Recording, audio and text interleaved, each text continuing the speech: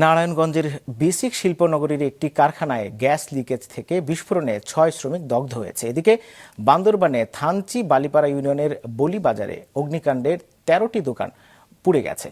নারায়ণগঞ্জের স্থানীয় প্রশাসন জানায়, সকাল ৮:৩০টার দিকে বেসিক শিল্পনগরীর SM dyeing printing and finishing কারখানায় গ্যাস লিকেজ থেকে বিস্ফোরণের ঘটনা ঘটে।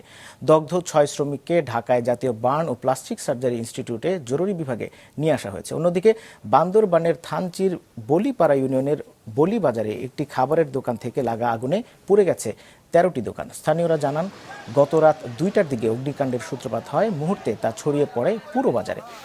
পরে ফায়ার সার্ভিসের ২টি ইউনিট আগুন নিয়ন্ত্রণে আনে। শর্ট সার্কিট থেকে আগুনের সূত্রপাত হয়েছে বলে প্রাথমিকভাবে অনুমান করা হচ্ছে। ১.৫ বছরের ব্যবধানে এলাকায় তৃতীয়বারের মতো এটি অগ্নিকাণ্ড হলো।